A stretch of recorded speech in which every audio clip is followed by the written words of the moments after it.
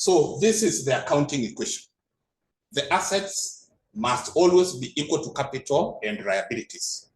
And maybe for us to emphasize on the same, the assets even at your own home, the assets that you own, either you bought them using cash or you bought them using your money, or you acquired them through credit, you are going to pay for them later. The same concept can also be incorporated in the business. The asset in the business, they are either going to be financed using the capital contributed by the owners, or they are going to be acquired on credit, that is liabilities, and the payment will be occurring in later dates.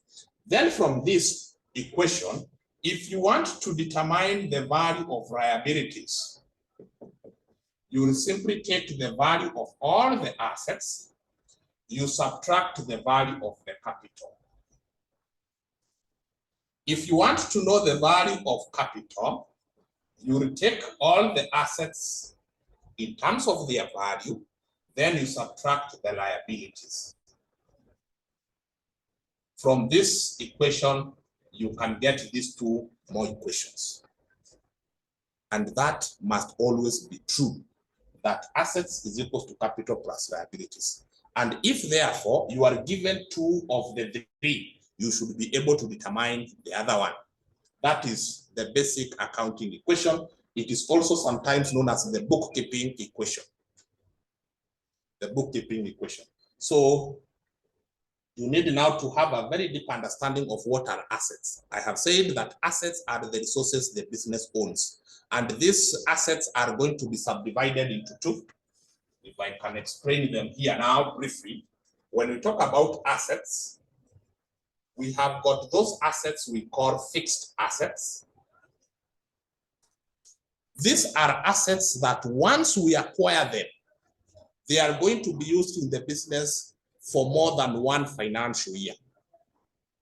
The business will be operating for a very long period of time, but that long period of time is normally subdivided into accounting or financial years. Any asset that we are going to acquire this financial year, but we are going to make use of that asset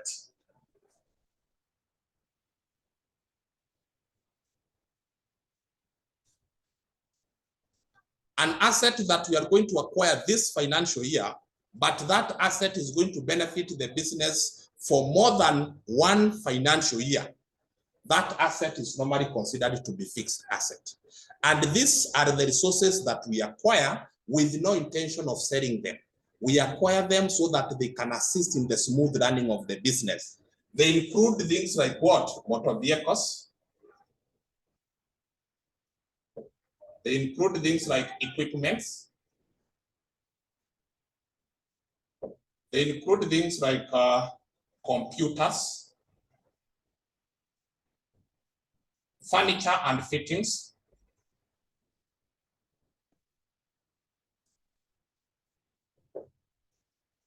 and things like the machineries. These are considered to be fixed assets. We acquire them, but we are going to make use of them, or they are going to benefit the business for a long period of time. We shall not keep buying them every now and then, including land and buildings. Once these are acquired, the business will benefit from them for a long period of time. And they are not items that we shall keep on buying or paying for them. We acquire them, they will serve the organization for a long period of time. Fixed assets. Then, B, we have what we call the current assets. The current assets. These are the resources once we own them or we acquire them. They are going to be in the business for a very short period of time. We are going to benefit from them for a short period of time, less than a financial year. So the current assets, they include things like the cash at bank, the cash in hand, or generally cash. Once you have cash, within a very short period of time, those amounts have been spent on other things. So they are very current. The other items, they include inventory or stock, You acquire stock within a short period of time, you have sold the stock items, they are not in the business anymore. We also have people we call debtors or accounts receivables. Debtors or accounts receivables. These are the customers to whom you have sold goods on credit. The customers to whom you have sold the goods on credit. So they owe the business. Because that is our money, though not in our hand or in the bank account of the business, they are in the hands of the customers. We call them assets because they are ours. We have already earned that amount, only that we have not received. It is an asset to the business, among others. So these are the current assets. It will not, or they will not benefit the business for a long period of time. Then we have the liabilities. I've said these are simply the obligations, or I can simply refer to them as the debts the business owes others. They are also classified into two. We have those we call long-term. Long-term liabilities are simply the long-term debts which the business is going to pay after a period exceeding one financial year. If you have a debt that you are going to pay and it will take more than one financial year to pay for that debt, it is a long-term liability. And a good example of this is normally the bank loan. You can have a 3-year loan, so you are going to pay after 3 years, that is a long term. You have maybe a 5-year loan, that is a long-term liability. It's a debt that you owe the bank, that is a liability, but that liability is payable after a long period of time. Under the liabilities, after the long term, which is A, we also have B, what we call the current liabilities. These are the short-term obligations that we need to settle in less than a financial year. The debts that are payable within a financial year, they are current liabilities. And here they include things like accounts payable, sometimes called the creditors. And this is the amount that you owe the suppliers. You acquired goods from your suppliers on credit. Those suppliers that you owe, they are creditors or accounts payable. Those liabilities are normally short-term or current liabilities. The other example is bank overdraft.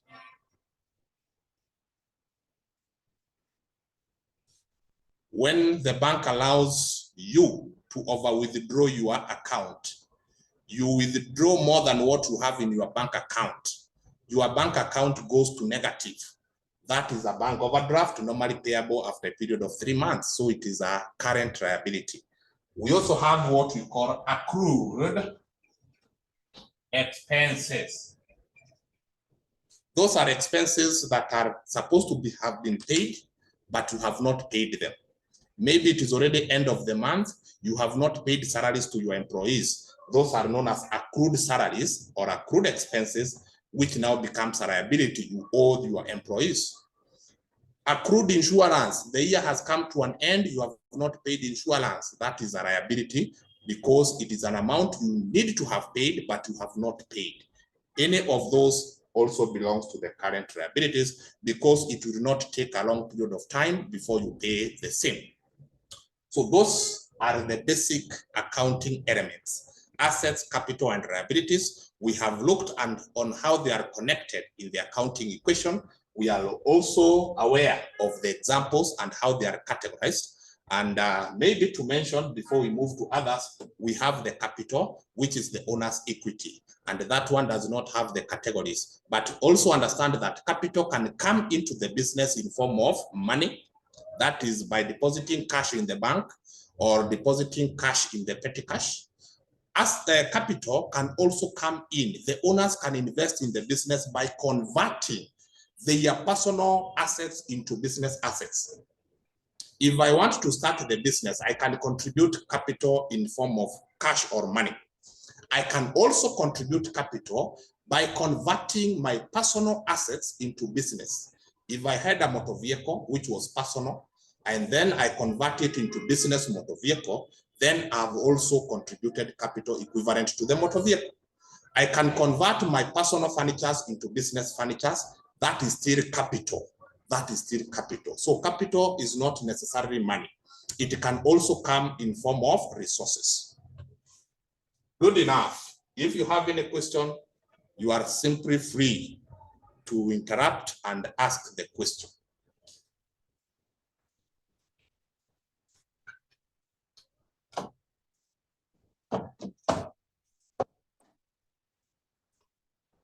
Apart from these three basic elements of accounting, we also have the other terminologies that we are going to come across oftenly in the process of now tackling this particular unit. The others now, we have expenses. They are simply the operating costs the business will incur in the process of running the business. In the process of running the business, apart from the cost of acquiring the assets, apart from the cost of acquiring stock, the other costs that we are going to incur in the process of operating, they are expenses. We needed to pay salaries and wages, those are expenses.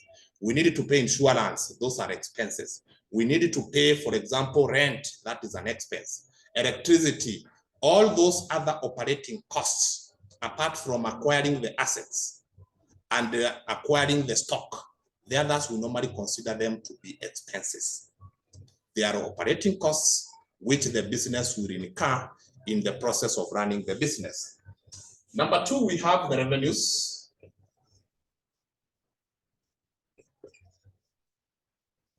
Or incomes. So those are the sources through which the business will be earning. How do we earn income, or how do we generate income? So the revenues or the income is the sources from which we receive money. It can be through the customers. It can be through, maybe we have invested in other companies and we get dividends. Those are revenues. We have invested our money somewhere and it earns interest. That is the revenue. As long as it is creating an income or it is generating some money into the business, those sources are said to be revenue sources or sources of income. Then you also need to have an understanding about the sales returns, also known as return inwards. The sales returns or return inwards. These are the goods that we once sold, but the customers returned them back to the business. So the goods that you sold at one point, but they have been returned back, the value of those goods that have been returned, we normally consider them to be sales returns or return inwards. Number four, we have what we call the purchases. Returns, also known as return outwards. These are the goods that we had purchased from the suppliers as a business, and then later on, the business returned them back because they were having some issues. They were not the kind of goods that we had ordered for. So, or they had some damages, we returned them. So the goods that the business, remember our business now is the one that is returning back to the suppliers. So those goods that are returned, they are considered to be purchases returns or return outwards because they are being returned out from the business. The other terminology is normally what we refer as the drawings. The drawings are simply the resources which the owner or the owners have taken from the business for their own personal use, without compensating the business, that is. If you go and take some money from your business for your own personal use, you have done drawings. If you take some goods from the business for your own or for your family consumption, without compensating the business, you have done drawings. And this normally reduces your capital that you had invested. So drawings is simply the value of the resources withdrawn from the business for the owner's personal use. And then I want you to take note of these two, the sales and the purchases. Because we have talked about sales returns and purchases returns, but they normally start here. Before we have sales returns, we must have made sales. Before we make purchases returns, we must have made purchases. So these two are normally used instead of an account for inventory or stock. Instead of stock account, we normally maintain these two accounts. So when we shall be doing the ledger accounts, at no single point are we going to open the stock account. The reason being, when stock is bought, that is when we make purchases. We normally buy it at a lower price. And then when we make sales, we sell the same stock at a higher price for us to make profit. And because of those differences, in terms of the value of acquiring them and the value of selling them, we don't have the stock account. We divide it into two. Instead of stock, we shall be talking about purchases where we record the stock when it is bought. Anytime we buy goods, anytime we buy stock, we shall be recording it in an account we call purchases. Anytime we sell stock, anytime we dispose the goods, we shall be recording in an account called sales account. So instead of stock account, we maintain purchases to record when stock is coming in, and sales account to record when stock is being sold to the customers. So that is now the case. After you have understood this now, we can now be able to talk about the area of today, which is business transactions and double entry bookkeeping. Double entry bookkeeping is simply now the ledger accounts.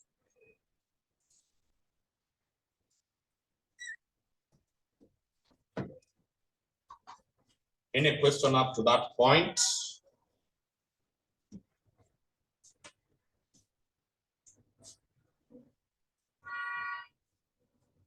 It looks everybody is contented. I will start by explaining the business transaction, then I'm now going to go to the main area, the double entry bookkeeping. A business transaction, it is any activity that occurs in the business that involves money. Any activity that occurs in the business involving money, we refer to it as a business transaction. You buy stock, that is a transaction in the business. You borrow loan for the business, that is a business transaction. You buy maybe a motor vehicle, that is a business transaction. Any transaction affecting the business involving money is a business transaction. The business transactions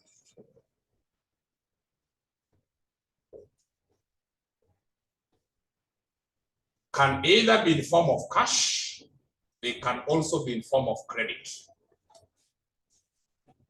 A cash business transaction, it is a transaction that occurs and there is payment or receipt of cash immediately. I sell goods, I receive cash, that is a cash sales, that is a cash transaction. I purchase a motor vehicle and I pay by check, that is still a cash transaction.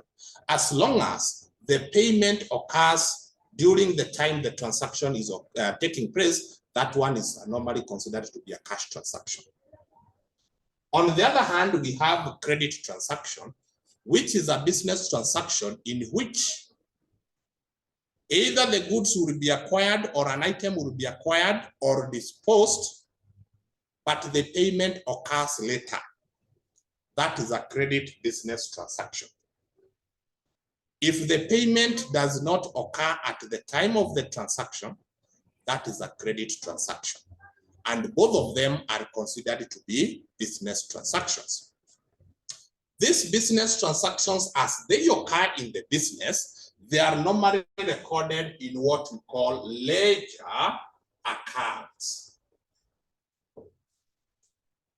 The businesses or the business transactions as they occur, their recording is in the ledger accounts. Whether it is a cash transaction or a credit transaction, it must have an entry in the ledger accounts. These ledger accounts are normally prepared on the basis of double entry. When we were doing the accounting principles and concepts, there is a concept that we talked about, the dual aspect.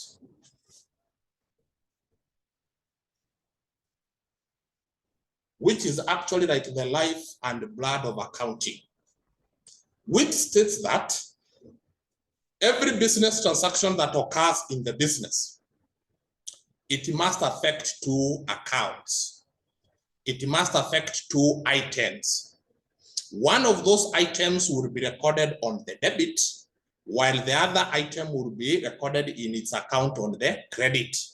And which simply means that whenever a business transaction happens, there must be two entries. In those two entries, one of the entry will occur on the debit and the other one will occur on the credit in what we call the ledger accounts. Like, for example, we have bought some goods. If we have bought some goods worth maybe 10,000, that transaction needs to be recorded in the ledger accounts. And then now you need to ask yourself, when I bought goods of 10,000 and I paid by cash, which are the two accounts that will be affected? You realize that once you buy goods, we have just talked about it here, we normally record it in the purchases account. You'll come here and open an account called purchases. And this account, we shall be using a format of capital T. On the left-hand side, this side we call it the debit, which we normally denote as DR. On the right-hand side, this is the side we call the credit, which is normally denoted as CR. And this is our purchases account. These goods that were bought, which needs to be treated as purchases, we spent cash of 10,000 to acquire them. So the other account that will be affected will be the cash account, which we shall come again and say that this is the credit side and this is the debit side. We have another capital T for the other account that is affected. So for us to be able to undertake now the double entry, it simply means that that one transaction must be recorded double. It must be recorded in this first account where goods bought are recorded. It must be recorded in the other account because it has also affected the business cash amount. I have acquired goods. I need to record that goods have come in. I have spent cash. I need also to record that cash has been spent. So you realize that this account, I'm going to give you the rules on which account is normally debited at what point and which one is credited at what point. So I'll come here. Generally, I'll debit this one by 10,000. Then I will just come here and credit by 10,000. And that is what we call the dual aspect and double entry. The 10,000 has been recorded double. And like that. So this is what we call a ledger account. And this is now a good example of double entry. So a ledger account, I'll take you back a bit so that now we can come and proceed with force. A ledger account will have that format. I don't want to give you the other complicated format. We normally have the name of the account. We have the debit side. We have the credit side. When recording in the ledger account, you need to record the date when the transaction took place. You need to record the details. The details is normally the name of the other account affected. And then you record the amount. The same case will happen to the other side. If you are crediting the account, record the date of the transaction. The details is the name of the other account and then the amount of. So generally it will have that format. This is the name of the account. For example, the purchases account, that is the name of the account, the cash account, the expenses account, and all that. So a ledger account will have this format. You can draw the columns. You can as well leave it like that. That is a ledger account. So from where we have the double lines to the left, that is the debit side. From where we have these double lines to the right, that is the credit side. So this is the format of a ledger account. And any transaction that occurs in the business, you must open two ledger accounts like this. But now instead of doing these columns, we simply have the name of the account, and then you have it as a capital T, the debit, the credit. But when now you are posting on the debit or credit, you need to note about the three: date, details, and the amount. If I was to debit purchases, I write here, maybe it is 1st of January. These goods, they were bought by cash and they are valued at what? 10,000. So the date is 1st of January. The details, which is the name of the other account, is cash. The amount of the transaction is 10,000. And you have done that. So a ledger account is simply of this format. It is simply of this format. So now, before we go to a question, allow me to give you the rules of recording transactions in ledger accounts. The rules of recording transactions in ledger accounts.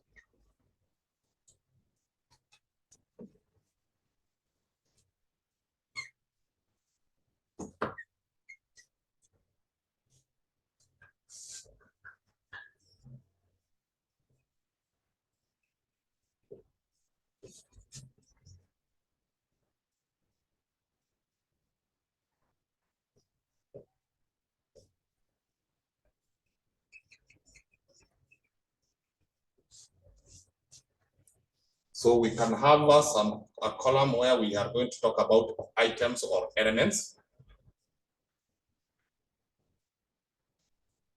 At what point do we debit? At what point do we credit?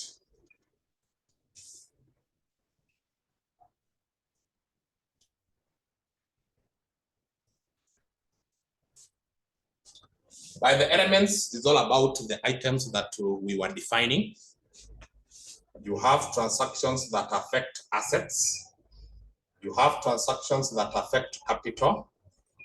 You have transactions that affect liabilities. Then we also have the others now, the expenses. We have the revenues.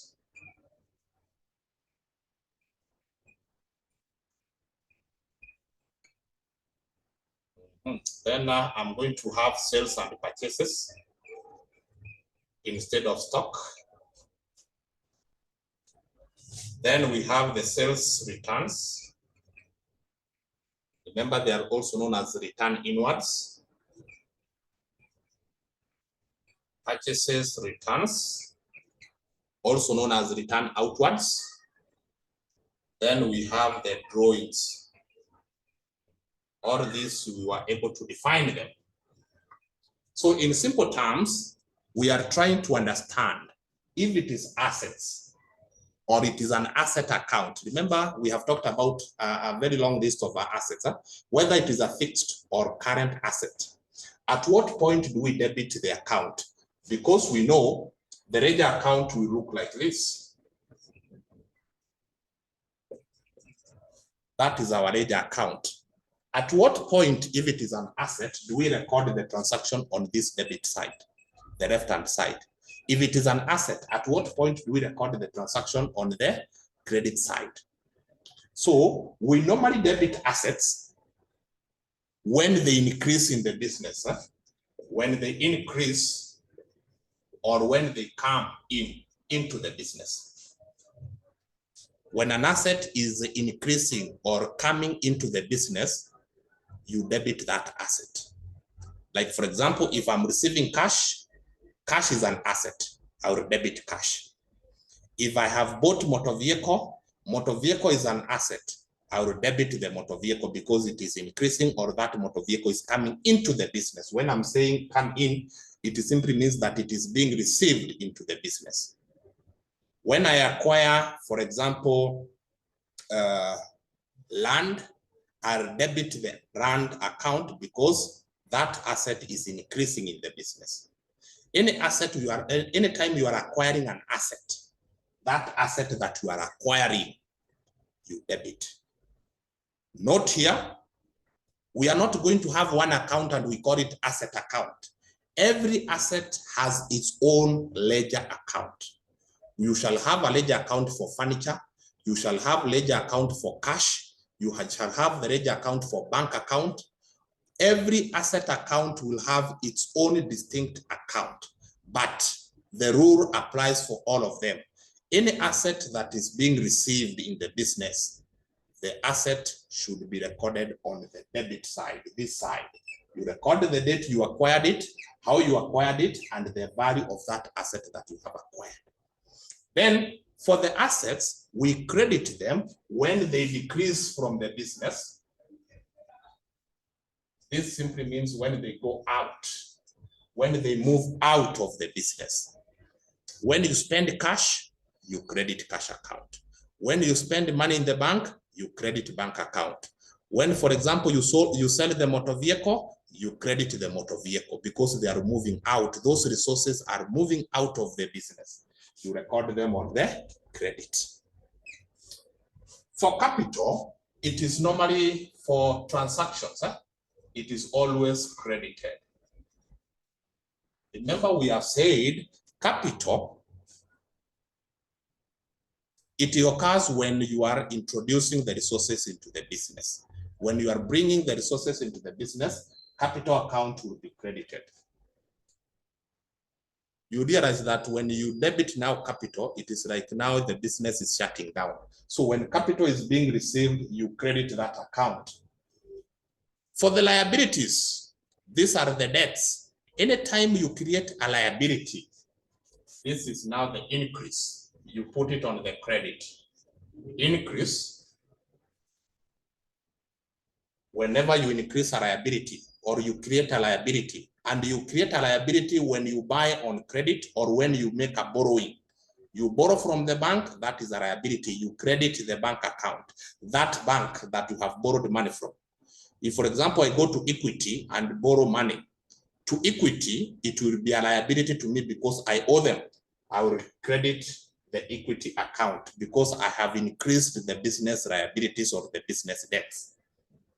And then at one point when I shall be making the repayment, I will now debit the decrease. Anytime I pay the liability, I will be now debiting the liability. Like, for example, I borrow a loan of 50,000 from Equity. Equity is my liability because I owe it. I'll come and open Equity bank account and then credit the 50,000. When I will be making the repayment, maybe after 1 month, I pay 5,000. As I pay 5,000, I will debit the Equity account. So I'm reducing the liability that I had credited until I debit the entire 50,000 that I had credited there. That is when that liability will disappear. So let me demonstrate here. Rukia. Sorry, can you repeat the liability part? Is it credit or debit? It is credited when you increase the liability or when you create a liability. But now, when you are paying the liability, you debit. Let me demonstrate here. You have the Equity bank where you have borrowed money. At the point you borrow money, you remember, when you borrow money, first of all, there must be double entry. One, you have borrowed money, maybe it has been deposited in your bank account. What will happen? Your bank account being an asset, and it is increasing because money is coming in, even if it is a loan, you will debit your bank account. Yours, you will debit because it is money in. Then you'll go and credit the liability now because it is a loan. You credit here, you'll say 2nd of February or May, money was deposited in our bank, 50,000. But to the bank account, remember, I want to squeeze it. Let me just right here, then I am going to erase. The other account affected for double entry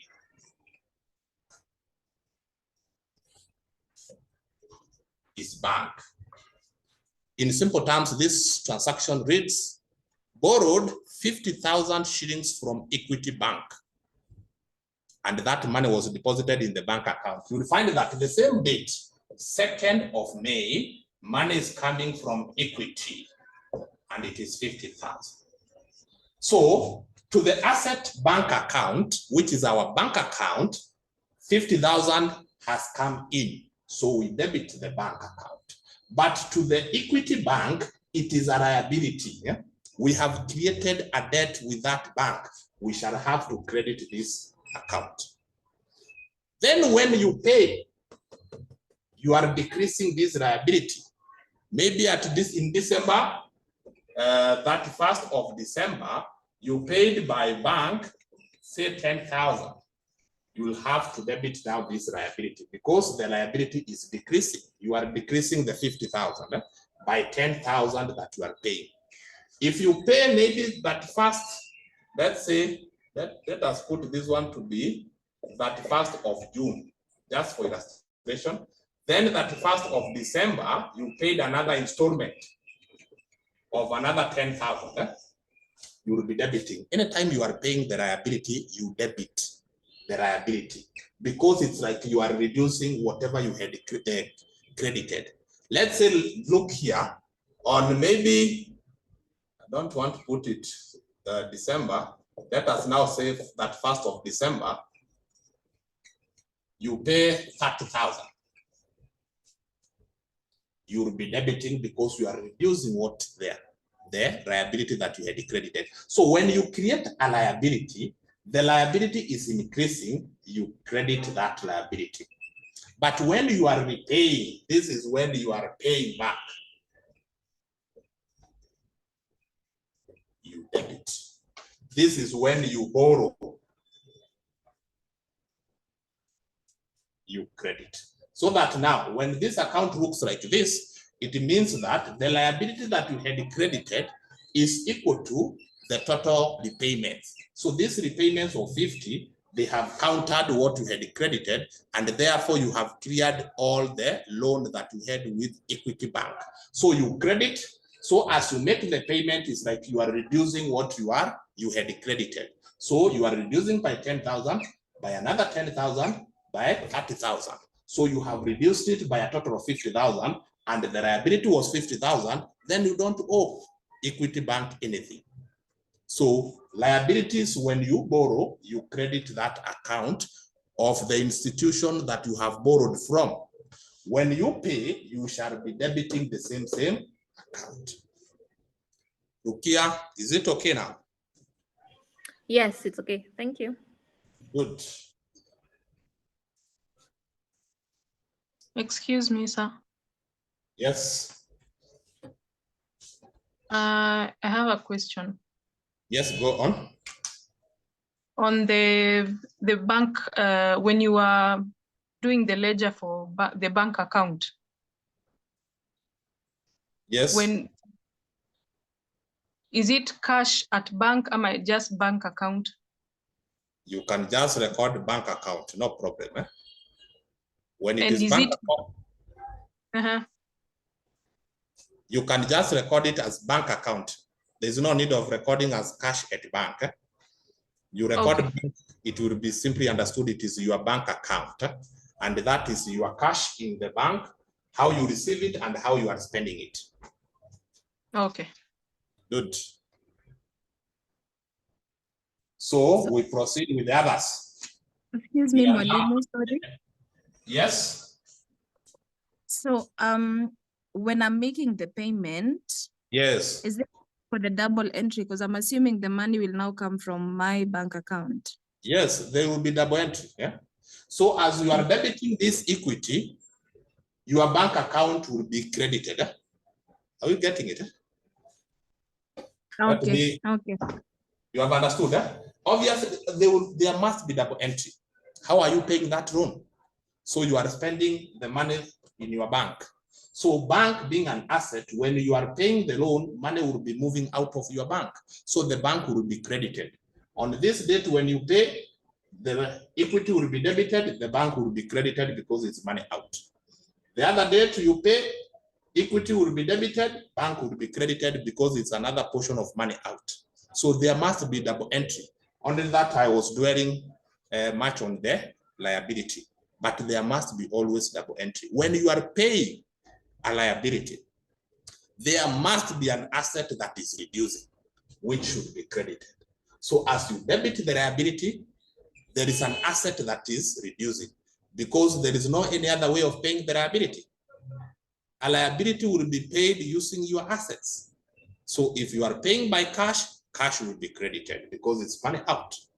If you are paying by giving out an asset, that asset that you gave out, maybe it is a furniture that you have given out to pay a liability, that furniture account will be credited. So that is a point to note.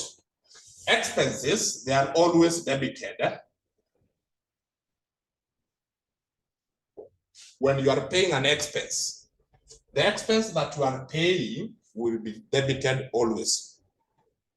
And remember, the list for expenses, they are is very long. And every expense will have its own account. If it is salaries account, separate. Insurance account, separate. Rates account, separate. Electricity account, separate. All those ledger accounts will be separate from each other. But any expense that you pay, if you pay salaries, debit the salary account. And obviously, as you pay an expense, there must be an asset that you shall be crediting, because expenses will be paid from business assets. So you will be crediting either cash or bank. You debit the expense that you are paying, you credit the money or the account from which that particular expense has been paid from. But the expenses will always be debited. You pay, for example, for cleaning, debit the cleaning, which is an expense, credit cash, which has been paid, has been used to pay. You pay, for example, repairs, that is an expense, debit the repairs, credit bank if you paid by check, and all that. So as you debit the expenses, cash or bank, the one that you have been used to pay these expenses will be credited, so that we can satisfy the double entry bookkeeping. For revenues and incomes will always credited. At no single point are we going to debit a revenue or income account. And revenue and income account, we are talking about dividends income account, interest income account, even the discount received account. All those accounts, anytime they generate income into the business, those accounts are credited. If, for example, I have received the dividends, so I'll go and credit my dividends account, and then I'll debit either cash or bank. How did I receive those dividends? Either they are coming in as cash or bank, which are assets. So there is cash or bank that will be increased because of those dividends coming in. I'll debit the account of the increase, I'll credit the account that has generated that income. If it is dividends, I'll credit dividends. If I have earned interest, I'll credit the interest income account, I'll debit the cash or bank, how I receive the interest. If I receive in cash, I'll debit cash. If I receive in check form, I'll debit the bank. So as income is received, there is an asset that will be increasing. I'll debit the asset increasing, I'll credit that particular income generating account. Then sales, it is like actually an income or revenue account, is always credited. You sell goods, you credit sales account. And then the debit will go either to the cash, because when you sell, you receive cash. Cash an asset increases, you debit cash. You sell goods, you receive a check, you debit the bank because it's an asset that is increasing. Increasing asset, we debit. You sell on credit. What happens? You have not received the cash, you have not received the check. Once you have sold on credit, that is the point where you create accounts receivable. You create an account of debtors. There is a customer with your money because of the credit sales you made to him. That customer becomes your asset. We will debit the name of the customer. Anytime you sell on credit, sales will always be credited because money has not been received. Now you debit the customer. If you sell goods to Macquarie, you will have to debit Macquarie. That is the person with your money. That is an account of an asset. I become an asset to you because I owe you. What about purchases? It is normally debited, but not always. Let me write here, debited when goods are bought.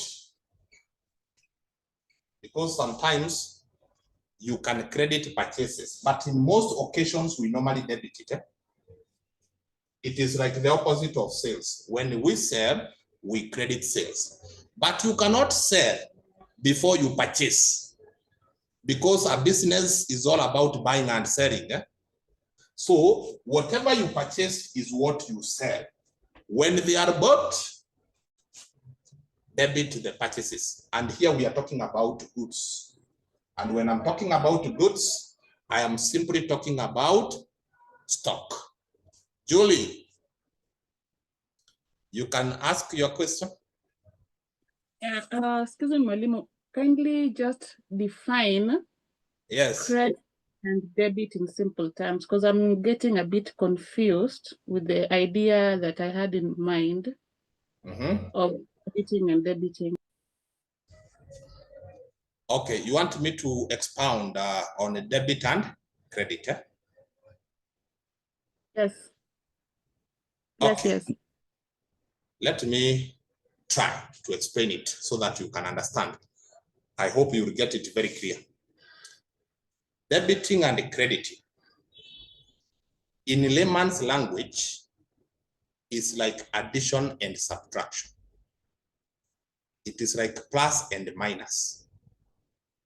But now, the plus and minus depends on the nature or the category of the account.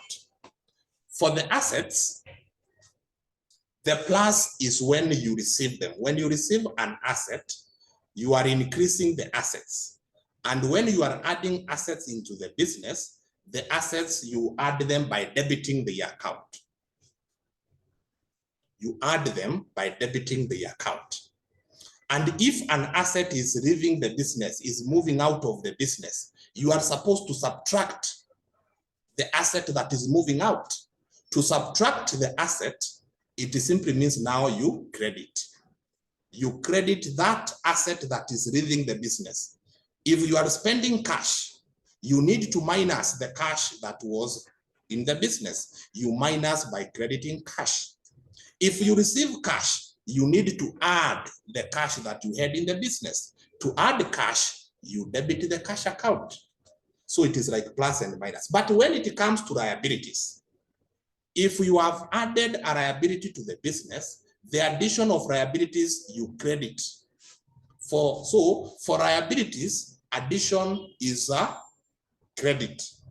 But when you are subtracting a liability, like in this case, the Equity Bank, you borrowed 50,000. That is an additional liability. We credited the liability account because this is an addition to liabilities. But now when you are paying that liability, you are reducing the liability that you had in card. So you are minusing or deducting the liability. So you debit.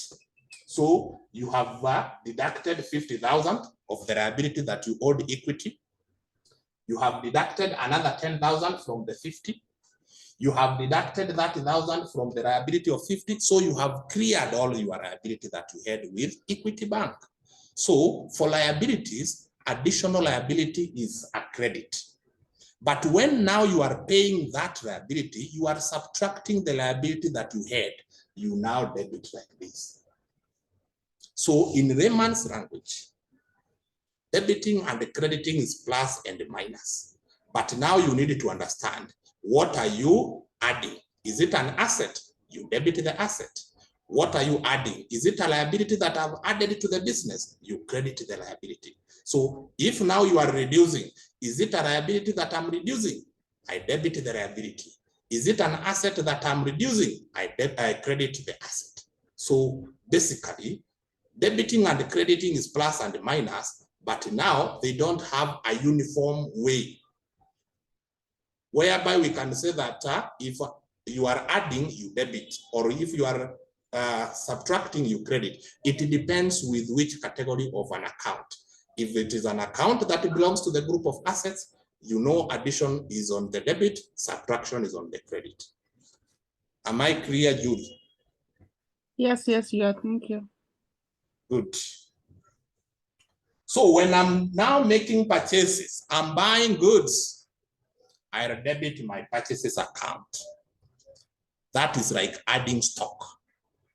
And then there is one scenario where we normally credit purchases.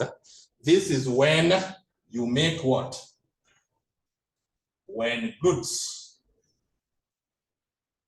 are taken for personal use. That is when you make drawings in form of goods. So when you buy goods, debit purchases, that is an additional stock. So when you are debiting purchases, in simple terms, you are adding stock. But when now, as an owner of the business, you take stock from the business for your own family consumption, and you don't pay the business, you don't compensate the business, in simple terms, you are subtracting stock. You are reducing your stock. And I don't want you to get confused between now this and crediting the sales. When goods are sold to the customers, we don't credit purchases, we credit sales, because those goods have been sold at a higher price compared to the cost we incurred when we were purchasing them. And lastly, on these ones now, sales returns, it is the opposite of sales, as we always credit sales. If some of the goods that we sold are returned back to the business, we debit sales returns. We don't have a case whereby we shall be crediting sales returns. And also note that sales returns is the same as return inwards. So you can open an account and call it sales returns account or return inwards account. It is one and the same. For purchases returns, it is the opposite of purchases. Right here, always credited. We don't have an instance whereby we debit the purchases returns, and the purchases returns is also known as return outwards. Then drawings is always debited.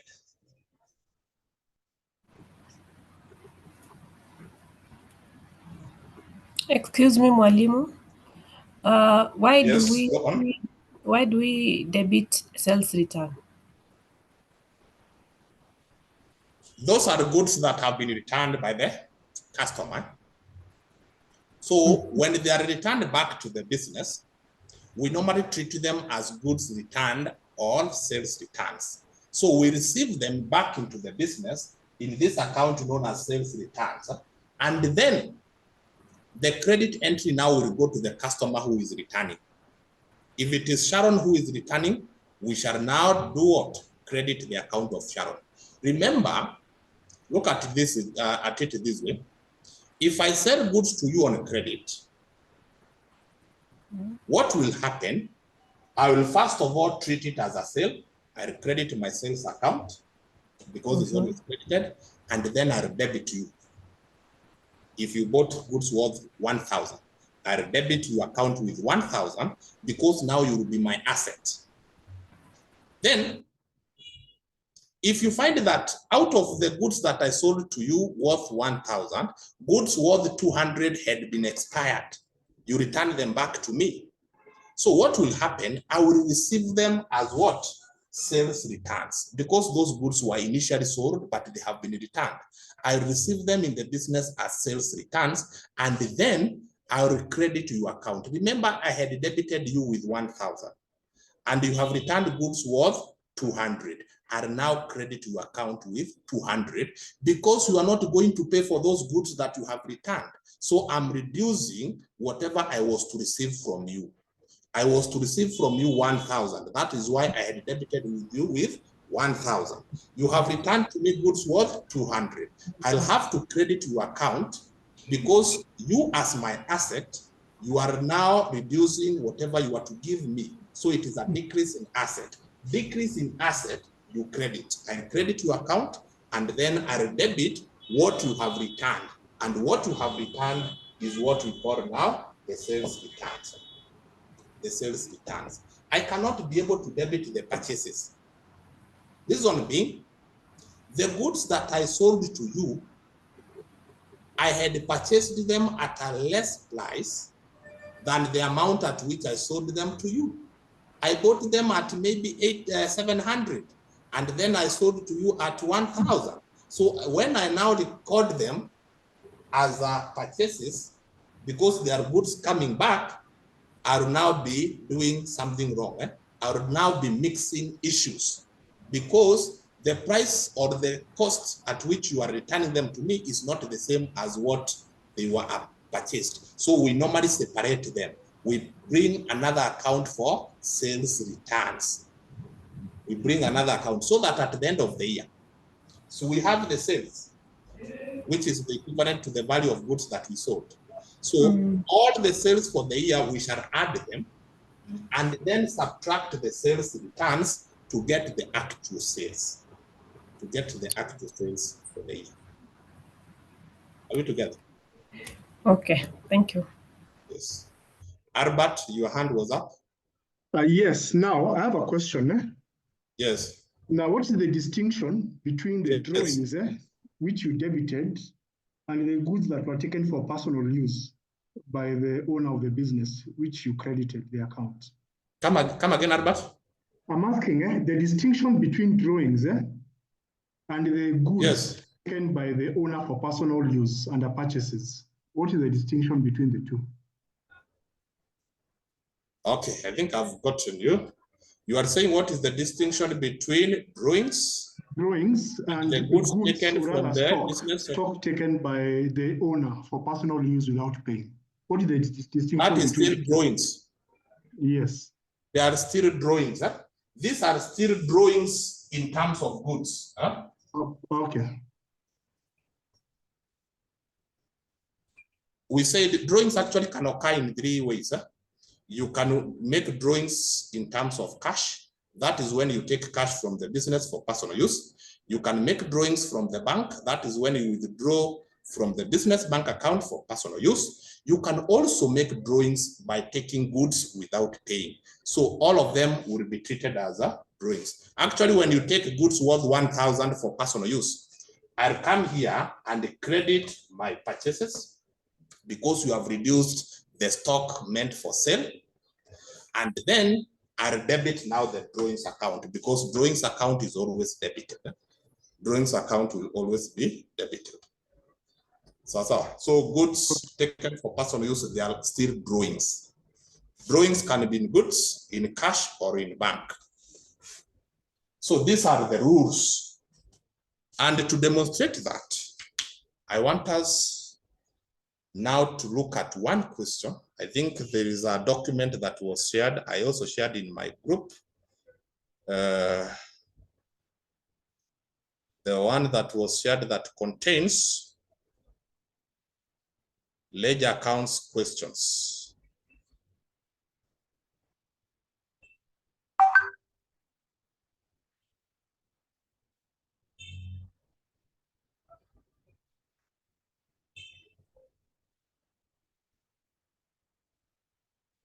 Those are the questions that have been tested in previous revised CHRP papers.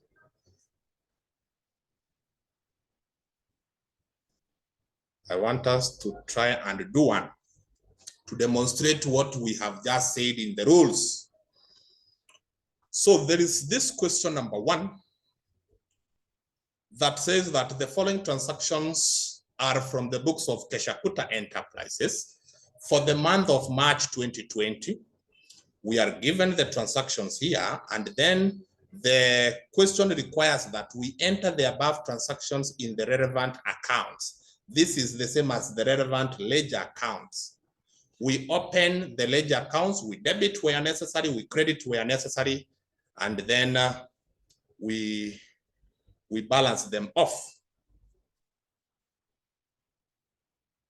So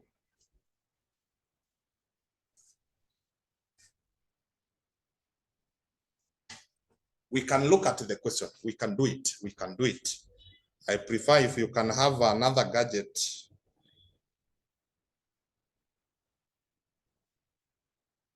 Where you can access the question from. Can the document be posted on our WhatsApp group? I don't seem to have seen it. You are in the Tuesday evening?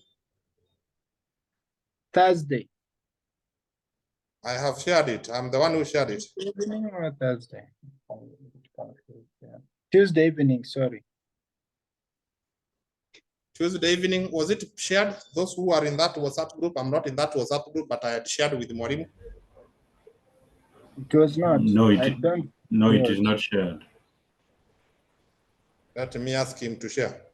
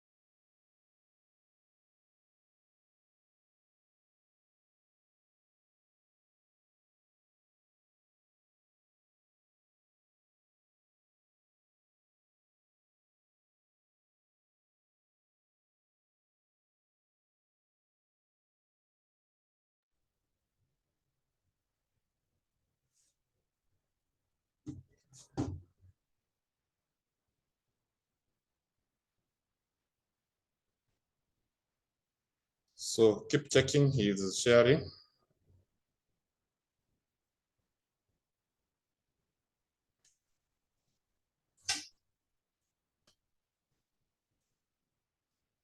So these are the questions. I want us to look at the first one for today. Then the others, Mwalimu will look at them.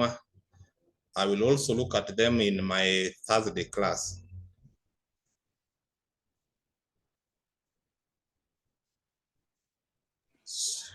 We can't hear you. Am I on mute? Hello? You can't hear me? We can. We can. Okay. I'm saying that we do question 1 here and today. Then there are remaining 2, maybe plus others. We shall have to do them. Can anyone else hear him, or is it just me? Yes, we can hear him. We can hear you. Yes, it's clear. We can hear him. Rukia, check on your audio.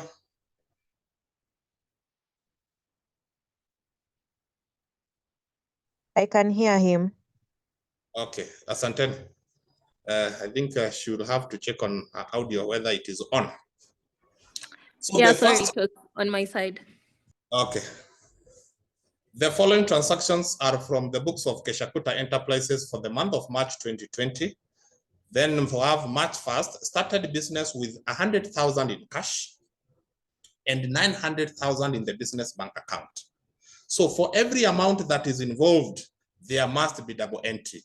There must be an account to be debited. There must be an account to be credited.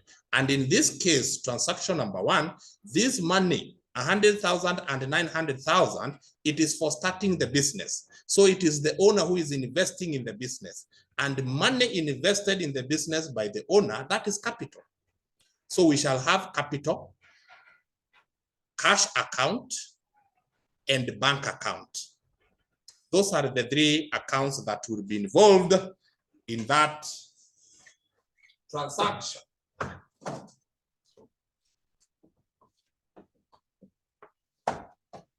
So let me demonstrate how that will be done.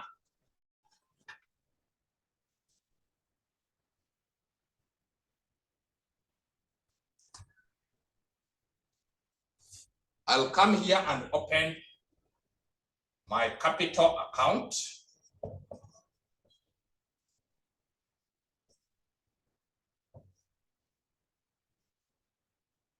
My cash account.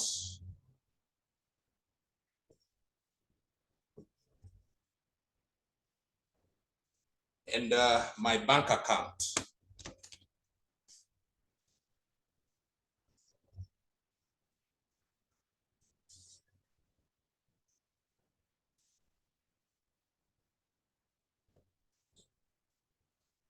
The capital that was introduced, 100,000 was in cash form. And I have said here, whenever capital is coming to the business, always credit the capital account.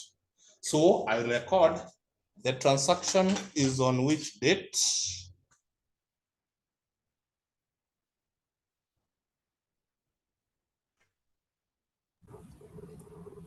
March 1st. 1st of March. I record the capital in cash form. So I will say that there is capital in cash form, 100,000. And note here now, the owner is bringing in cash. So what will be happening to cash? Remember, cash and bank are assets. And anytime an asset is received in the business, you debit that asset account. So I'll come, because this is cash, it will affect the cash account. I record here that on 1st of March, cash is increasing from capital invested of 100,000. So I have credited capital, I have debited cash, and that is a very complete double entry. I'll go now to the other amount which is in the bank. The same date, 1st of March, there is capital that was deposited in the bank, 900,000. Anytime capital is introduced in the business, I credit capital. Then because now it has been deposited in the business bank account, I'll now go and receive it in the bank by debiting the bank account. 1st of March, bank is increasing by 900,000 from capital. Like that. And that transaction is well recorded. 100,000 is credited in capital, debited in cash. Increase in asset, you debit. Increase in asset, you debit. And this increase is from capital, capital that has been invested. Good. We move to the next transaction. The next transaction says bought furniture 300,000 from Furniture Limited on credit. We bought furniture. Furniture is an asset. And anytime an asset is received, anytime an asset is bought, you debit that asset because the asset will be increasing. But this time round, we bought it on credit from Furniture Limited. So anytime you acquire something on credit or through borrowing, That is a liability. When you increase or you create a liability, you credit the liability. And the liability here, it is the name of the business that gave you that item on credit. That is where we have a liability. We have a liability for Furniture Limited. So we shall open this liability because that is now the organization or the business that we owe. Then we debit what we received or the asset we acquired from him or from that business. So I'll come here.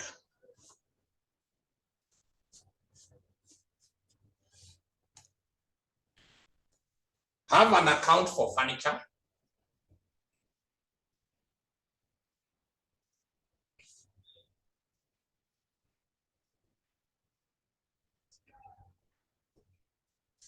And then have another account for Furniture Limited.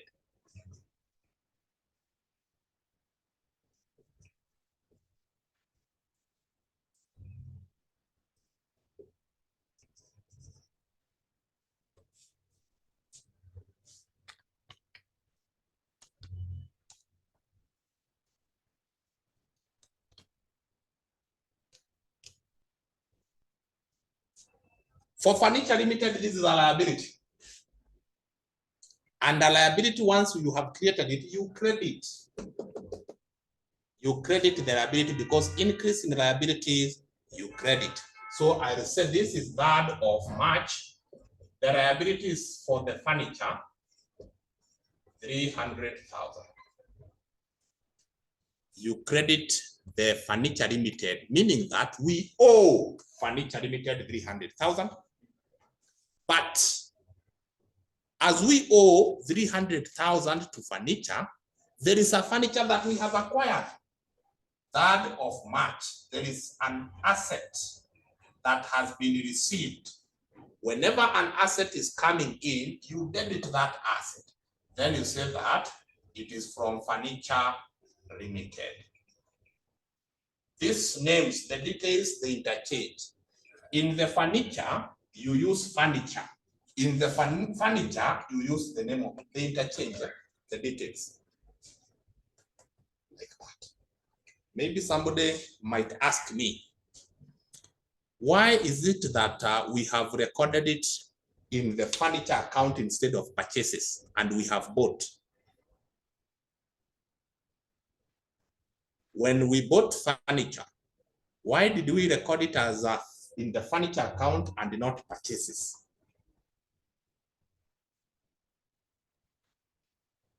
The answer to that is that furniture is not stock. What goes to the purchases account is only stock that is bought. And stock is what you are buying so that you can sell. And that is what goes to the purchases. When you buy goods, when you buy stock, that is the only point we debit purchases. But any other item we buy, especially the fixed assets, they are not stock. We normally record them in their own individual account. If you buy motor vehicle, you debit the motor vehicle. If you buy an equipment, you debit the equipment. If you buy computer, you debit the computer. Now, when you buy goods, that is when you record in the purchases account. Kindly note that furniture is a fixed asset, it is not stock when it is bought. It is meant to serve the business for a very long period of time. It is not a stock item. Stock is what goes to the purchases. Good, that transaction is recorded.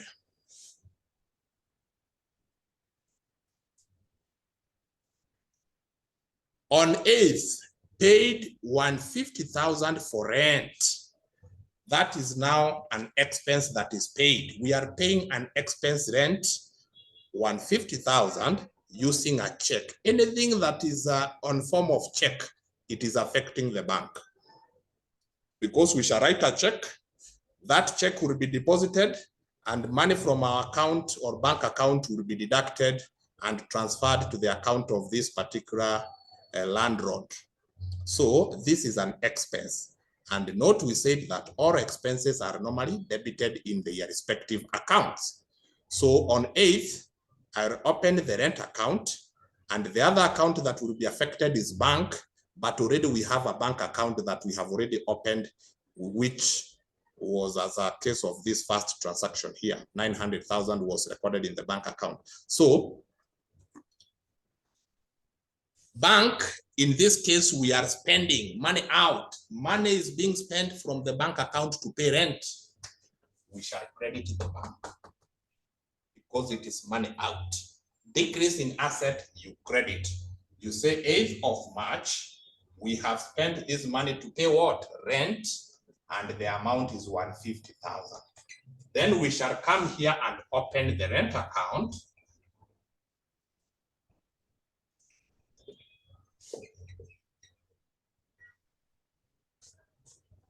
Expenses are always debited. So you debit it here. 8th of March, this rent has been paid using money in the bank. The amount is 150,000. Sorted. There is a debit entry here, and there is a credit entry here. That is the rule of double entry. For every debit, there must be a corresponding credit. Sorry, Mwalim.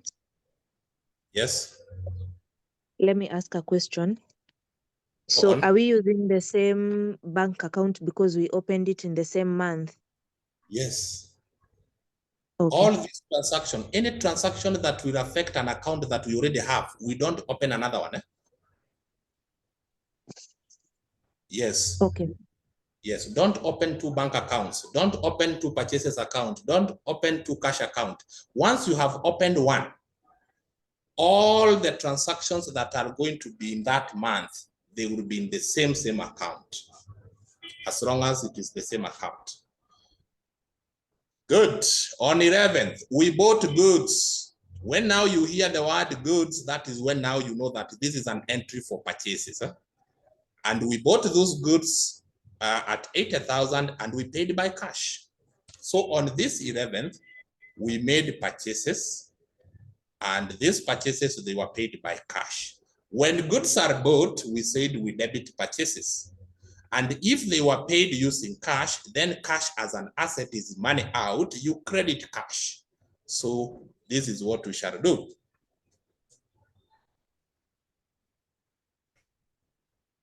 Already we have the cash account. So we shall come here and say 11th of March, this cash is moving out to finance purchases, 80,000. And because we don't have an account for purchases, now we create one.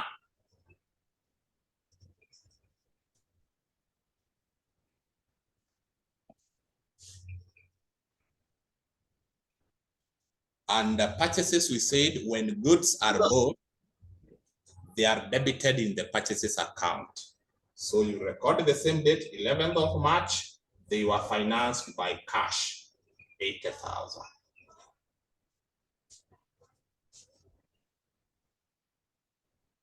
That is debit. Yes, for the purchases, the only point you credit purchases is when goods are taken for personal use. But all the other goods that are bought, they go to the debit. You debit purchases because we are acquiring goods. You credit the cash because you have spent cash.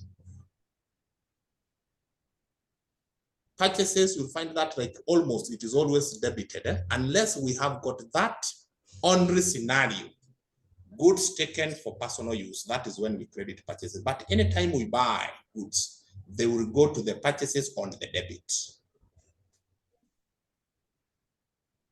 Good enough.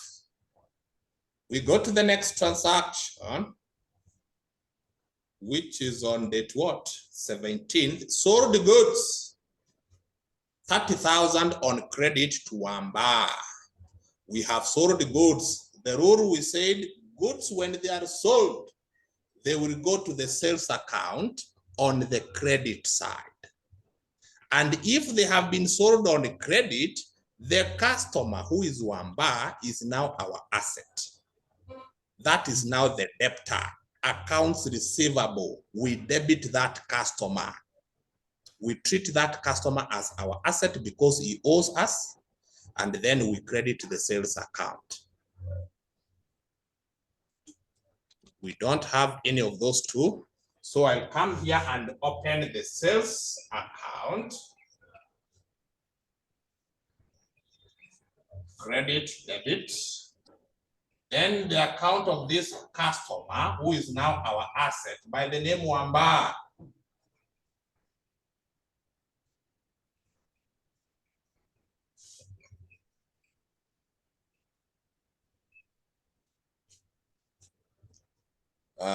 These goods that were sold, let me look at it again. It occurred on which date? Date 17. The amount is 30,000. So date 17, we have created an asset with Wamba. And this is as a result of what? Sales, 30,000. So this is the money we expect from Wamba. Then to sales, anytime you sell goods, you should even close your eyes and know that it will always go to the credit side of sales, because we have said the rule is that sales account is always credited. So you write here 17th of March, we sold goods, the other account is in Wamba, 30,000.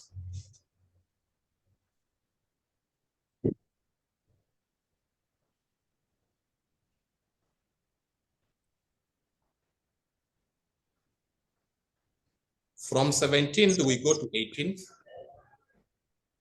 We purchased goods worth 350,000 from Bonita Traders on credit. We have now understood that when goods are bought, they go to the purchases account. If you acquire anything on credit, the seller becomes a liability to you. You credit the account of the seller because you owe that person. That is a liability to you. Increase in liability, you credit. So anytime you have created a liability, open the account of that particular seller and credit the account. Then debit whatever you have received from that person on credit. We received goods, and when goods are received or purchased, they go to the purchases account. 350,000 on 18th. So already we have the purchases account. So we shall say another purchases occurred on 18th of March from Bonita, because it is on credit. Then you record the amount. Then open the account of the supplier, who is now your liability, because we know a liability is a person you owe. Then we credit that. 18th of March. This is a liability as a result of credit purchases, and it is amounting to 350,000.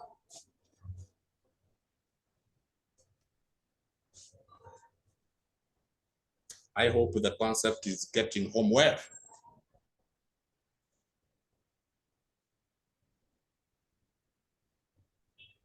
Bonita will be credited because it's a liability.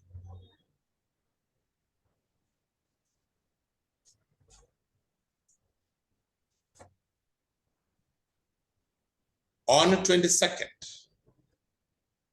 goods worth 5,000 were returned by Wamba. Goods were returned by Wamba. If you look at it carefully, these are the goods that we had sold to Wamba on 17th.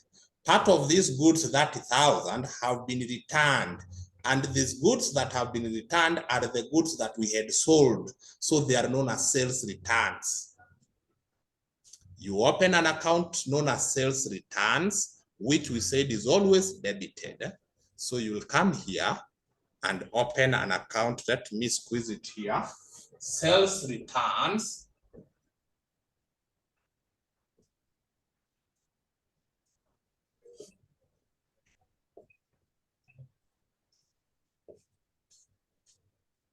It is always debited. that account is always debited. So I'll come to the debit. Which date is this? Somebody to remind me. 22nd. 22nd. 22nd of March. And you record the name of the customer who returned them. The person who is returning these goods is Wamba. The value of goods being returned is 5,000. You debit the sales returns account, which is always debited. Then you go to the name of this person, or the account of this person, Wamba. Wamba account is here. We were demanding 30,000 from him. But the moment he has returned goods worth 5,000, we reduce this asset by 5,000. We subtract 5,000 because the person cannot pay for the goods he returned. So this 30,000 we expect from Wamba must be reduced by sales returns he made of 5,000. You subtract 5,000 by crediting. That's why I was saying in accounting, debiting and credit is all about plus and minus. We had a plus an asset of 30,000, but now 5,000 will not be paid because of sales returns. We subtract 5 by crediting the asset.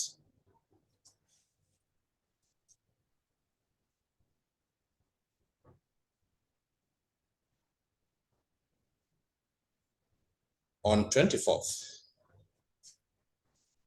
borrowed 800,000 from Sharoko Bank. Anytime you borrow, anytime you acquire something on credit, a liability has been created. You open an account of the person or institution from whom you have borrowed the money. So Sharoko Bank becomes our outright liability. But we have borrowed 800,000, which will be deposited in our bank. So we shall receive 800,000 in the bank. We debit bank account because that one will be an increase in bank balance. Then we credit Sharoko Bank, which now becomes our liability. Which is the date? 24th. 24th of March. Money is coming from Sharoko Bank, 800,000. Then as we receive that 800,000, we have created a liability to the business. We have created a debt. So you open an account for Sharoko Bank.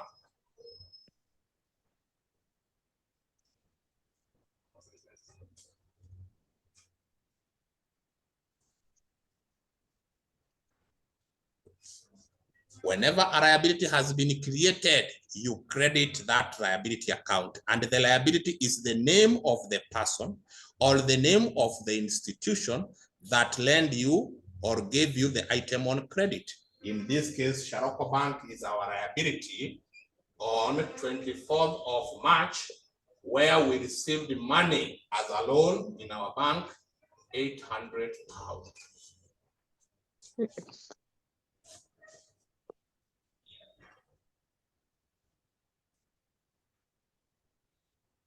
And lastly, withdrew 200,000 from the bank for office use. Withdrew 200,000 from the bank for office use. Note here, they have not said for personal use. If it was for personal use, we could have treated it as drawings. But this money is going to the office as petty cash. So when it is money withdrawn from the bank for office use, sometimes they refer for business use, just to know that that money is going to cash, to the petty cash in the business to be used there. So it is money from bank to cash. So how do we treat that? So the two accounts that will be affected is bank and cash. And money is being withdrawn from the bank. So from the bank, that is where we have money out. This is on, remind me the date and the amount. 28, 200,000. Yes, and that money is going to the petty cash, 200,000. And then the cash balance will be increasing because we have drawn money from the bank and we have deposited that money in the petty cash. So on the same 28th of March, cash balance will be increasing as a result of bank withdrawal. You debit the cash because it is increase in cash, money into cash, money out of the bank. You credit the asset that is reducing, you debit the asset that is increasing. And those transactions have been posted. Those transactions have been posted. So what is remaining in these accounts is only to balance them off. To balance them off and to end the question. But now, I will only balance 2. Then when we meet in our next classes, the teacher will now do another question and show you how to balance up to the point of extracting a trial balance. So, because I've said that the ledger account is like addition and subtraction. By the end of the year or by the end of the month, when you are doing the balancing, you are simply trying to determine how much is remaining in that account after doing plus and minus. Like, for example, capital, we have deposited a total of 1 million and we have not withdrawn any money from that capital account. So how much is the balance in the capital? So in this case, we have 2 things that we are going to incorporate. Let me highlight here. We are going to have what we call the balance carried down. This is simply the closing balance. And we have the balance brought down, which is simply the opening balance. As we are balancing these accounts, we need to determine the closing balance in that account by the end of that month. And remember, the closing balance automatically becomes the opening balance for the next month. The business is a going concern. It will continue operating. Even if you have done the balancing today, which is the end of the month, tomorrow will be the start of a new month. The business will still run. So the closing balance for today becomes the opening balance for tomorrow. So anytime you find us writing brought down or BD, that is the opening balance, and it is now the beginning of the new month. When you write the carried down, it is the closing balance, which now signifies the end of a month. So the carried down is normally the difference between the side with more with the side with less. The account has got the debit and the credit. So between the debit and the credit, which side is having less and by how much? That amount is your balance carried down. Hello, Mwalimu. Yes. Just to interrupt, you said Yes. you've not withdrawn from the capital account, but yes. Oh, okay, on the cash. Okay, now I've answered myself. You have answered but yourself. Okay, now in the cash account, yes, we see we have a purchase of 80,000. So does that cash amount in the capital account, does it remain the way it is despite having a cash purchase of 80,000? Yes. Capital, we have not affected it, because when we spent this 80,000, that money did not disappear. That money was used to acquire goods. These goods are still in the business, so the money has not thrown away. These goods are awaiting to be sold. Get together. So our capital is intact. So that money is just rotating in the business. It has acquired the goods. Those goods will be sold. that money will come back with profit. So our capital has not been affected in any way by this. Oh, okay, thank you. Money is still in the business. Okay. Okay, let me I go have back. a question, Mwalimu, before you continue. Yes. Could you please explain again why we will always credit the capital account? Capital account, if you can relate with what we said on the accounting equation, assets is equals to capital plus liabilities. Capital is the amount that you have invested in your business. In simple terms, I know you have done the accounting principles and concepts, and there is a concept you talked about, the business entity concept. I personally explained to my class. And this concept simply states that the business and the owners are considered to be two distinct parties. The owner and the business are two different parties. So when you bring your money and you convert it into business capital, it is like you have lent the business your money, in quotes. You and the business are two different parties. So when you invest money, it is like you have lent money into your business. If you now look at it from another angle, the capital that you have invested into the business, if you now go and put yourself in the shoes of the business, it is like the business owes you that money. So from the business angle, it looks at you as a liability. Though I don't want to use the word liability because that is now capital, but capital is what the business owes you, who is the owner. And anything to do with a liability, whenever it has occurred, it is supposed to be credited. So this amount is credited because the business, in the long run, it owes you this and this.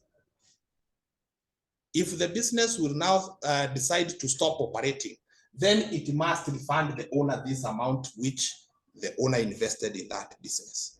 So in the eyes of the business, capital is like a very long-term, liability that the business has to the owner.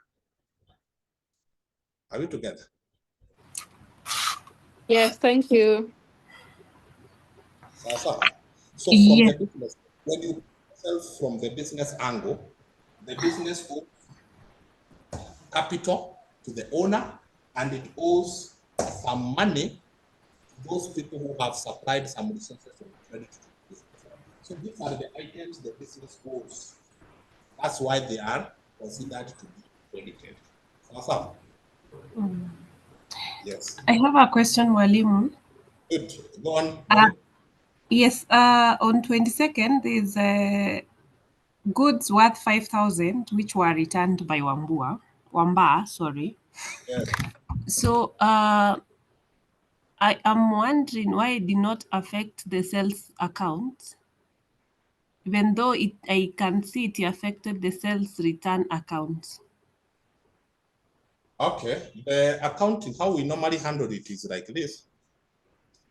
Anyway, it is supposed to affect, but we normally separate the two. These are what you sold, and then we have what has been returned, even though initially they were sold. You are right, it is supposed to affect, and actually when we are preparing the financial statements, it is going to affect. We normally separate the two, but when we prepare the financial statements by the end of the year, you'll find that all that we sold will be on the credit side of the sales account throughout the year. And because some of the goods that we sold, they were returned back, they are in the sales returns.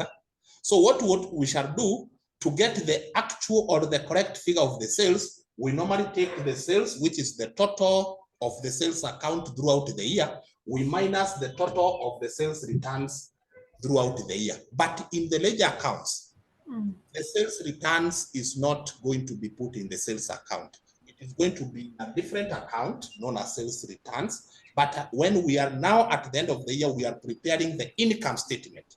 We now take the total sales, we deduct the total sales returns so that we can get the actual sales.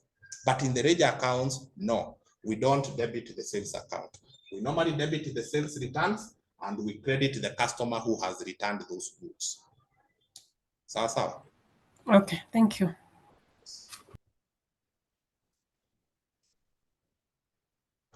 Any other question before I just mention something on the balancing? Good enough. I was talking about the balance carried down and the balance brought down. The balance carried down, I indicated that it is the closing balance by the end of the year. If I do the addition and subtraction, what remains in that account? What remains in that account, it is normally captured on the side with less. And that same amount is what will be the opening balance captured as the brought down. If I can demonstrate with my capital here, we invested 1 million in total, and we have not debited anything in the capital. So what is the balance in the capital? So capital account still has got 1 million. So I'll come here and say probably is on what? Matt has got that or that one. Let us even use that, no problem with that. The balance carried down, which is the closing balance in the capital, is a total of 1 million. We want to make sure that the two sides are equal, so that by putting 1 million here, this debit side will have 1 million. This credit side will also have 1 million. That account is balanced. When you now proceed to the next month, which will be April, that crossing balance becomes the opening balance. This 1 million will still be the opening balance when it comes to the month of April. So you'll say here, 1st of April, the balance brought down is 1 million. You put it below the totals, below the two lines, and actually, or kindly adopt this style of balancing. You put one line on top, then the total and two lines. Actually, these two lines in accounting, they mean total. They mean total. The total on the debit is 1 million. The total on the credit is 1 million. And you find that the balance brought down will be taken back to that side that had more. The credit was having more than the debit by 1 million. This 1 million is the one that we shall take back to the credit where it was more, so that it can continue. So when the new month now begins, we shall see the transactions that happened there. Look at cash. On the debit is what came in. We received a total of 300,000. Then we spent 80,000. So how much is the balance? So by 30th of March, the closing balance, remember I've told you the closing balance, you capture it on the side with less so that it can now make the two sides to balance or to be equal. So how much will be the balance?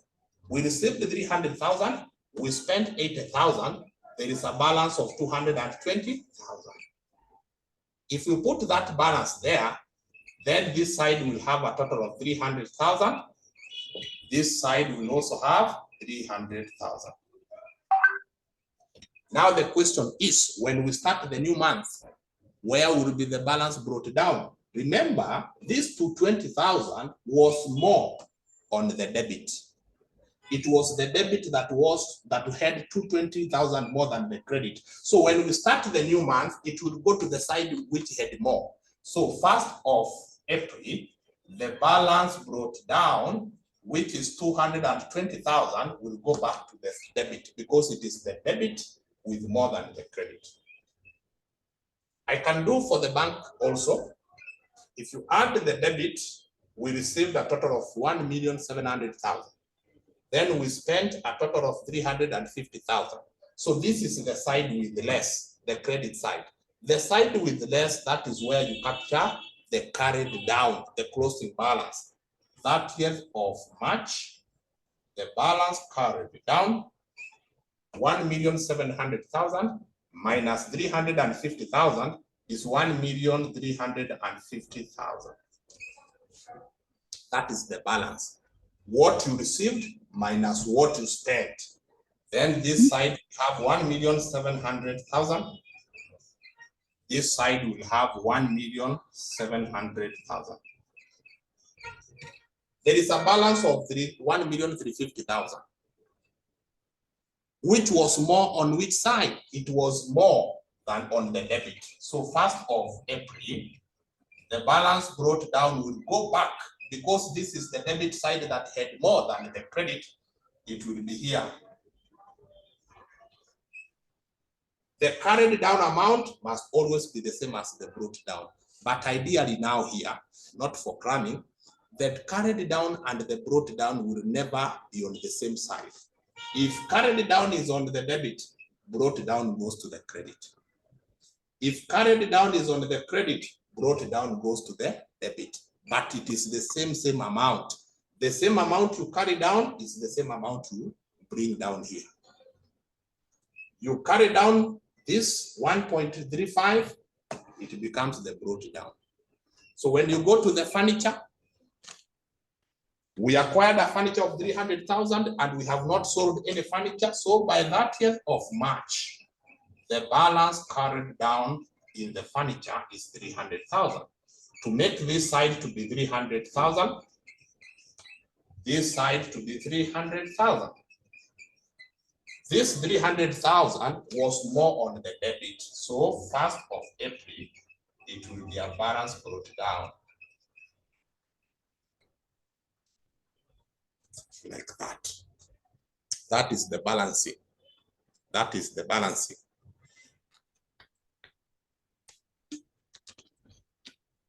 You go to the sales returns, you identify the side with less. The side with less, that is where you write carried down. So, and the carried down is the last day of the month. We need 5,000 here, so that we can have 5,000 on the credit, 5,000 on the debit. This carried down is a balance from the debit. So 1st of April, just like that, that is the balancing. You come here, you write carried down here to make the totals 150, 150. Then the brought down goes here. You can finish now the others. You can finish the others. That is what we call balancing. And by so doing, you now have answered the entire question and you are now able to score everything. That is now the ledger accounts. They are now the beginning of accounting. Make sure that you have understood the whole concept before we move on.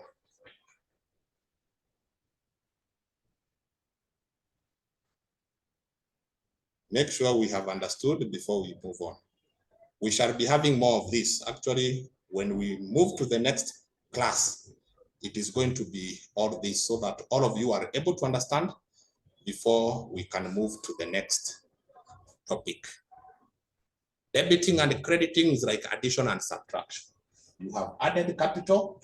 When you debit, you have deducted capital. Any question? On a light note. Yes. I'm realizing the accountants do a lot of work. But nowadays we have softwares. Huh? We just give commands. Edward, there's no harm of joining both classes. No harm if it is working for you. If you don't have another class at that time, you can join. But it is very enjoyable if you understand it. When you receive an asset, debit that asset. When you give out that asset, you credit. So if there is no question, allow me to stop at that point. Then in our next class, we are going to expound more of the same. Yes, you can't use softwares without knowledge. You can't use softwares without knowledge. So this is the knowledge so that when it comes there, you just put the figures appropriately, and then they can be able to generate correct and actual reports. So be very eager to know this. At your own free time, attempt a lot of questions. We shall be sharing the past papers, both even for the old curriculum. Remember, accounting is the accounting. It doesn't matter whether it is for the university, whether it is for diploma, whether it is for CHRP, the concepts for accounting are the same. So we shall be giving out past papers. I know you can be able to access them on the LMS, the old and the new, which have already been compiled together with the diploma past paper questions. Any topic that we have handled, find time on your free time to tackle those questions. Because as we indicated, the unit is quite long, is quite wide. So you find that by the time we are in the last topic, if you have not been practicing these topics that we are starting with, there is chances that you might forget. And the only way you keep yourself conversant is by trying to attempt some questions and revising at your own free time. In case of any challenge, you can reach out. So that is what I had for you today. Allow me to end the class at that point. Enjoy your evenings. Thank you. Thank Bye-bye. you, you too. Thank you. Asante mwalimu. Thank you. Thank you. Thank you.